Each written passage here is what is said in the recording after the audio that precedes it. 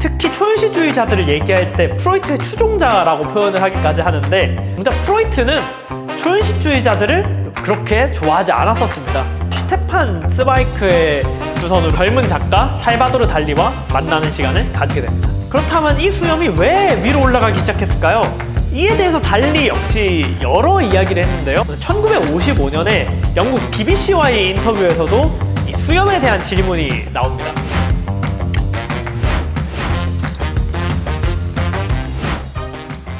작가가 만들어낸 이미지 중에 가장 잘 알려진 이미지가 무엇일까요? 여러 이미지들이 있지만 제 생각에 가장 잘 알려진 이미지는 바로 추파춥스 위에 그려진 그 로고라고 생각합니다.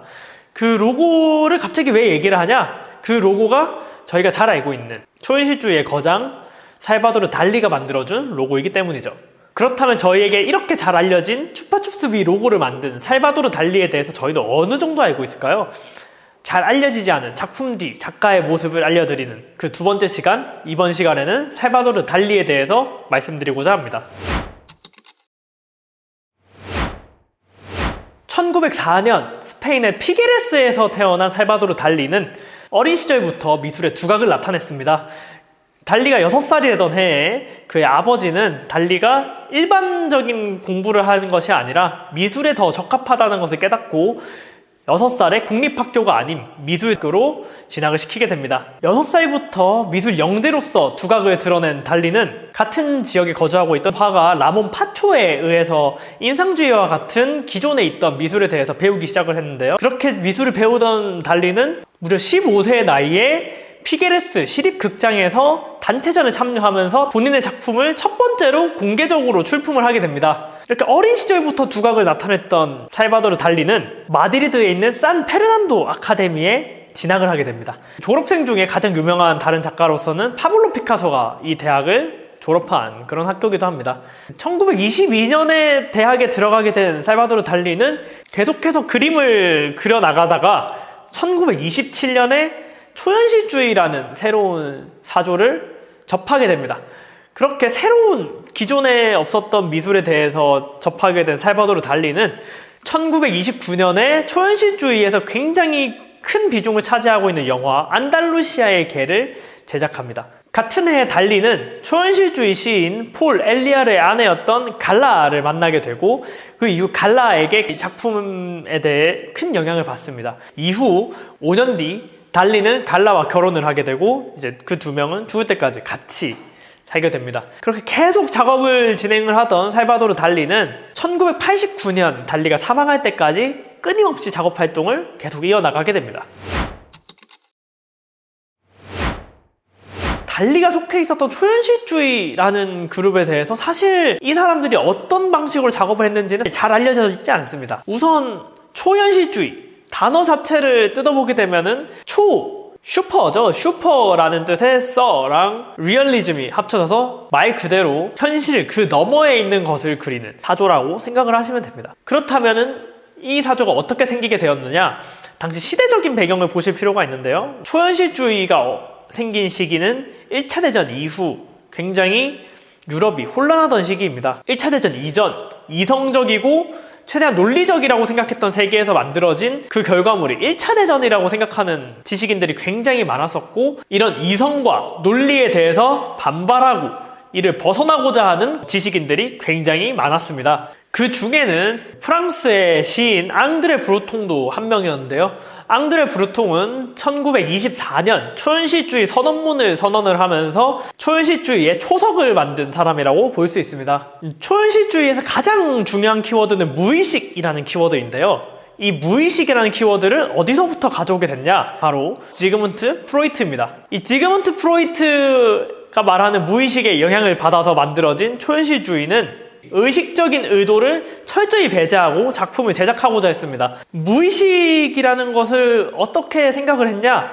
자동적으로 나오는 것을 전부 무의식이라고 생각을 했어요. 그렇기 때문에 중요한 예시로서 든 것이 꿈, 그리고 호흡, 신경증적인 틱 증상 같은 것을 무의식에 가장 중요한 요소로 봤습니다. 특히 그 중에서도 꿈이라는 요소를 굉장히 중요하게 생각을 했는데, 꿈을 꾸고 나서 바로 글로 옮기는 그런 시도가 되었었고, 초현실주의 미술 작품들을 보게 되면 꿈속에 나올 것 같은, 꿈속에서 본 것 같은 이미지를 사용하는 경우가 굉장히 많은 모습을 볼 수 있습니다. 이처럼 무의식이라는 키워드에 굉장히 집중한 초현실주의는 프로이트와의 연관성을 굉장히 떼놓기가 힘듭니다. 특히 초현실주의자들을 얘기할 때 프로이트의 추종자라고 표현을 하기까지 하는데, 정작 프로이트는 초현실주의자들을 그렇게 좋아하지 않았었습니다. 사실 그 이후에는 앙드레 브루통의 영향이 굉장히 큰데요. 앙드레 브루통이 아무 예고 없이 프로이트의 집을 마음대로 방문을 합니다. 그러고 프로이트가 만나주지 않자 프로이트에 대한 험담을 막 내뱉어놔요. 이웃집 할아버지가 살만한 그런 초라한 집이다. 프로이트는 우아함이 없는 노인이다. 막 이런 험담을 쏟아내고, 심지어는 프로이트가 발표한 꿈 이론에 대한 논문이 본인의 생각을 표절한 것이다. 이런 얘기까지 하는 지경에 이르게 되는데, 프로이트는 굉장히 초현실주의자들을 경계하기 시작합니다. 이렇게 초현실주의자에 대해서 회의적이었던 프로이트가 1938년 2차 대전으로 인해 런던에 망명가 있던 시기에 오스트리아의 작가 슈테판 스바이크의 주선으로 젊은 작가 살바도르 달리와 만나는 시간을 가지게 됩니다. 앙드레 브루통에게 크게 되었던 프로이트는 사실 달리를 만나는 것을 그렇게 달가워하지 않았지만, 이제 슈테판 스바이크와의 인연으로 인해서 만남을 가지게 되는데, 그러나 달리의 상황을 보게 되면은 당시에 앙드레 브루통과의 사이가 그렇게 크게 좋진 않은 상황이었어요. 왜냐면은 달리는 정말 정제되어 있는, 통제된 상황에서 무의식을 만들어내려고 하고 있었고, 앙드레 브루통은 의도가 개입된 작품에 대해서 이것은 무의식이 아니다라고 얘기를 하는 과정에서 서로 갈등을 빚게 되었고, 프로이트가 적대하고 있었던 초현실주의자들과는 이미 달리는 약간 거리를 둔 상황이었어요. 하지만 이제 프로이트는 그 사실을 몰랐고, 만나기 전까지는 달리와 만나는 것에 대해서 그렇게 달가워하지 않는 상황이었습니다. 하지만 프로이트의 열렬한 추종자 중 하나였던 달리는 프로이트에게 보여줄 새로운 작품까지 들고 오면서 프로이트와 만남을 굉장히 기대를 했습니다. 그렇게 만난 자리에서 반응은 서로 정반대되는 반응을 가져오게 돼요.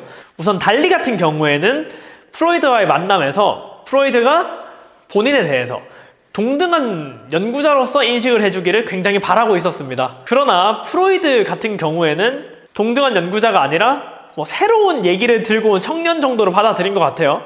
그렇기 때문에 달리는 굉장히 화가 납니다. 심지어 이제 프로이트가 달리에게 얘기를 꺼내면서 했던 말 중에, 고전 작품을 그린 화가들은 무의식을 그려내지만 당신은 의식을 찾아가고 있다 라는 말을 하게 되고, 달리는 이에 대해서 본인은 무의식에 대한 탐구를 하고 있는데 의식에 대해서 그린다니 라는 생각을 하게 되며 굉장히 비판을 받았다라고 생각을 하게 됩니다. 그 과정에서 달리는 계속해서 열정적으로 점점 더 공격적으로 신경질적으로 얘기를 했다라고 스스로 회고를 하고 있고, 반면 프로이트는 이 스페인 청년에 대해서 굉장한 감명을 받았습니다. 나중에 끝나고 나서 스바이크에게 보낸 글을 보게 되면은 이 만남을 주선해줘서 감사하다라는 표현을 하게 되고, 본인이 기존에 하고 있었던 생각과 달리 이 스페인 청년에게 굉장한 감명을 받았다라고 설명을 하게 됩니다. 이 감명을 받은 포인트가 무엇이었냐?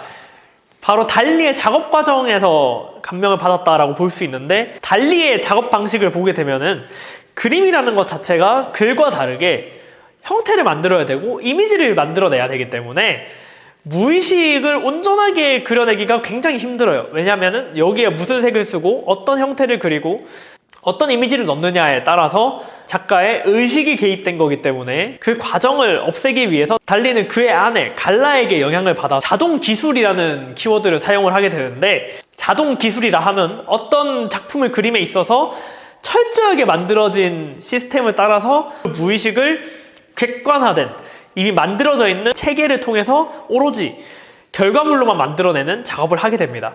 이런 과정에 대해서 이제 브루통과 프로이드는 이것이 의식의 결과라고 얘기를 하게 되고, 이를 이제 달리는 좋게 받아들이지 않았죠. 하지만 프로이드는 이런 의식이 개입된 제작 방식에 대해서 굉장히 치밀하고 잘 만들어져 있다고 봤던 것 같아요. 달리의 기술적 통달력이 본인의 그런 무의식에 대한 의견을 제고하게 만들었다라는 표현을 할 정도로 극찬하는 듯한 글을 남기게 됩니다. 프로이드의 만남에서도 볼 수 있듯이 달리는 본인의 의식을 없애고 무의식만을 남기기 위해서 굉장히 치열하게 시스템을 만들어냈는데요. 이런 달리의 치열함은 그의 이미지에서도 나타나게 됩니다. 사실 달리의 경우 저희가 작품도 잘 알려져 있지만 달리의 모습이 굉장히 잘 알려져 있어요. 달리라고 얘기를 딱 듣는 순간 떠오르는 거는 솟아올라온 수염입니다. 그렇다면 저희만 달리에 대해서 얘기를 할 때 수염을 얘기를 하는가? 그건 또 아니에요. 전 세계 사람들이 달리의 수염을 기억을 하고 있습니다. 영국 데일리 텔레그래프의 기사에 따르면은 2010년에 모벤버에서 조사한 전 세계에서 가장 유명한 수염 중에 살바도르 달리의 콧수염이 1위에 뽑힐 정도로 달리의 수염은 굉장히 유명합니다. 그렇다면 그 달리의 수염은 단순히 멋으로 만들었냐?